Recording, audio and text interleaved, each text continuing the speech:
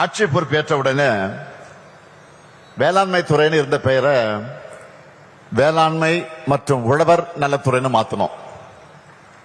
சிலர் பேரெல்லாம் இஷ்டத்துக்கு மாத்துவாங்க. ஆனா விவசாயிகளை தவிக்க விட்டு நடுத்தூரில் போராடி விட்டுருவாங்க. இன்னும் சிலர் விவசாயி வேடம் போட்டுக்கிட்டு அரசியல் பண்ணுவாங்க. ஆனா விவசாயிகளை பாதிக்கிற சட்டங்களை ஆதரிப்பாங்க. விவசாயிகளுடைய போராட்டத்தை கொச்சைப்படுத்துவாங்க. ஆனா நம்ம திராவிட மாடல் அரசுல விவசாயிகளுடைய நலனும் வளர்ச்சியும் தான் முக்கியம். அதனால்தான் பயிர் உற்பத்தி திறன் ஆகியவற்றை உயர்த்தி விவசாயிகளுடைய வருமானத்தை அதிகரிக்க வேண்டும் என்று நினைச்சோம். அதுக்காக வேளாண்மைக்குன்னு தனி பட்ஜெட்டை போட ஆரம்பிச்சோம். இதுவரைக்கும் ஏராளமான திட்டங்கள் அறிவிச்சு 5, அதாவது அக்ரி பட்ஜெட், வேளாண்மை துறையுடைய மானியம் பட்ஜெட் 5 அக்ரி பட்ஜெட்டை தாக்கல் செஞ்சிருக்கிறோம். இந்த 5 அக்ரி பட்ஜெட்டையும் சேர்த்து உங்களுக்காக ஒதுக்கி இருக்கக்கூடிய நிதி எவ்வளவு தெரியுமா? 1,94,000 கோடி ரூபாய் உங்களுக்காக ஒதுக்கி இருக்கக்கூடிய தொகை. இதுல 5வது லேட்டஸ்டா பட்ஜெட் போட்டோம்ல, இந்த வருஷத்துக்கு 5வது அக்ரி பட்ஜெட் மட்டும் 45,661 கோடி ரூபாய் ஒதுக்கி இருக்கிறோம். இது 2021-22 ஒப்பிட்டா 33 விழுக்காடு அதிகம். அதுக்காக நான் கேட்க விரும்புவது, அது மட்டும் வளர்ந்து வரக்கூடிய தொழில்நுட்பங்களுக்கு ஏற்ப விவசாயத்தை அடுத்த கட்டத்துக்கு கொண்டு போகணும். தேவையான மின்னணு சாகுபடி தொழில்நுட்பங்கள், பாதுகாக்கப்பட்ட சூழல் சாகுபடி, நன்னெறி வேளாண் முறைகள், சந்தைசார் சாகுபடி, உணவு பதப்படுத்துதல், எல்லாத்துக்கும் திட்டங்களை வகுத்து இன்னைக்கு நாம செயல்படுத்திக்கிட்டு இருக்கிறோம். கடந்த 5 வருஷமா மேட்டூர் அணைய கரெக்டா திறக்கிறோம். அதோட 20 லட்சம் விவசாயிகள் பயனடையக்கூடிய வகையில் 481 கோடி ரூபாய் செலவில் குறுவை சிறப்பு தொகுப்பு திட்டம் கொண்டு வந்திருக்கிறோம். இந்த ஆண்டு முதல் முறையா டெல்டா அல்லாத மாவட்டங்கள்ல கார், குறுவை, சொர்ணவாரி பருவங்கள்ல நெல் சாகுபடிக்கான சிறப்பு தொகுப்பு திட்டத்தை 132 கோடி ரூபாயில செயல்படுத்தி இருக்கோம். கிராமங்கள்ல உழவு தொழிலை வலுப்படுத்த வேண்டும்னு அனைத்து கிராம அண்ணா மறுமலர்ச்சி திட்டத்தோட இணைச்சு 5 ஆண்டு திட்டமா கொண்டு வந்தது கலைஞரின் அனைத்து கிராம ஒருங்கிணைந்த வேளாண் வளர்ச்சி திட்டம். 12,525 கிராம ஊராட்சிகளையும் செயல்படுத்தக்கூடிய இந்த திட்டத்தால 54,701 ஏக்கர் தரிசு நிலங்களை சாகுபடிக்கு கொண்டு வந்திருக்கிறோம். இப்படி நம்ம அரசுடைய சாதனைகள் ஏராளமா இருக்கு. ஹைலைட்ஸா இன்னும் சிலவற்றை மட்டும் நான் சொல்லணும்னா, விவசாயியுடைய நலனையும் காக்கணும், மக்களுக்கு தரமான உணவு கிடைக்கிறதையும் உறுதி செய்யணும்னு பாரம்பரிய வேளாண் சாகுபடிக்கு முக்கியத்துவம் அளிச்சு 320 கோடி ரூபாய் நிதி ஒதுக்கீட்டில் 27 லட்சம் விவசாயிகள் பயனடையக்கூடிய வகையில் மண்ணுயிர் காத்து மண்ணுயிர் காப்போம் திட்டத்தை செயல்படுத்திக்கிட்டு இருக்கோம்.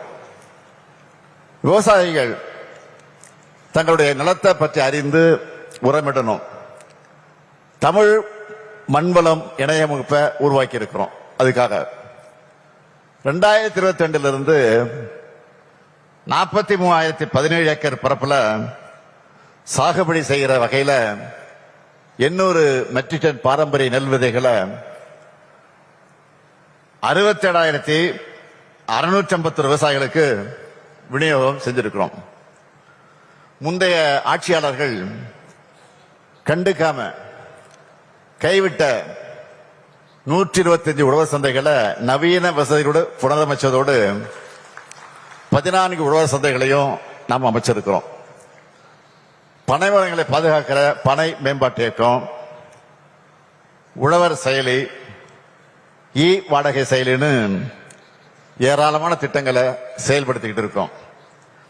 வேளாண் உழவர் நலத்துறை சார்பில் செய்யப்பட்டிருக்கக்கூடிய திட்டங்களை பற்றியும் முன்னெடுப்புகளை பற்றி சொல்லணும்னா நம்முடைய மாண்புமிகு அமைச்சர் MRK பன்னீர்செல்வம் அவர்கிட்ட கேட்டப்போ அவர் ஒரு பெரிய லிஸ்டைய டீட்டெயிலாக கொடுத்துட்டாரு. அதுல இருந்து தான் கொஞ்சம் நான் இப்ப சொல்லியிருக்கேன். அதுல முக்கியமான முத்தாய்ப்பான ஒரு விஷயம், இந்த 5 ஆண்டுகள புதுசா 1,82,000 புதிய இலவச மின்சார இணைப்புகள் கொடுத்து கூடுதலா 3.6 லட்சம் ஏக்கர் விவசாய நிலங்களுக்கு பாசன வசதியை ஏற்படுத்தி தந்திருக்கிறோம். உங்க விளைச்சல மட்டும் இல்ல, உங்க துன்பத்தில் மட்டும் துணையா நிக்கிறவங்க தான் நாங்க.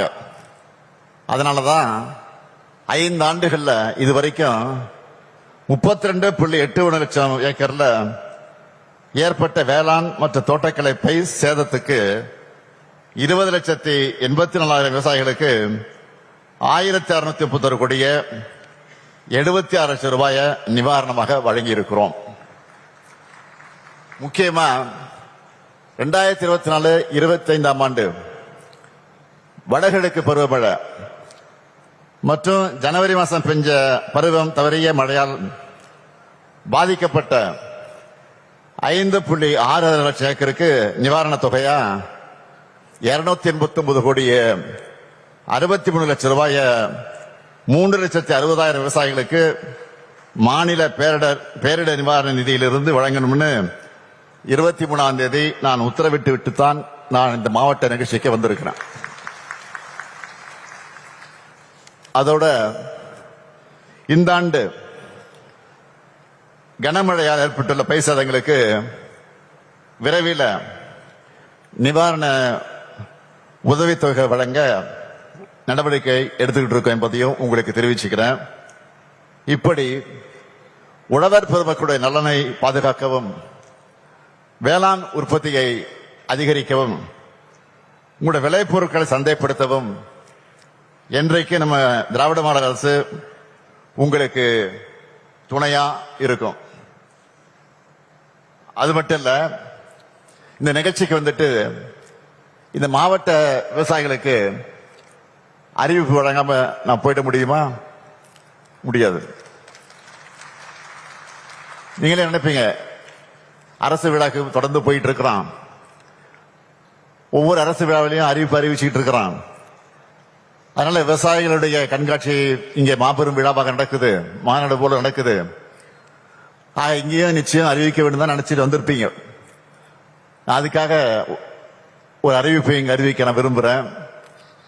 திருவண்ணாமலை விற்பனை குழுவில் வாடகை கட்டடத்தில் இயங்கி வரக்கூடிய பெரணமல்லூர் ஒழுங்குமுறை விற்பனை கூடத்துக்கு புதுசா 500 மெட்ரிக் டன் கொண்ட சிறப்பு கிடங்கு, அலுவலகத்துடன் கூடிய பரிவர்த்தனை கூடம் மற்றும் விவசாயிகளுடைய ஓய்வெற 3 கோடி ரூபாய் மதிப்பில் நிறுவப்படும்.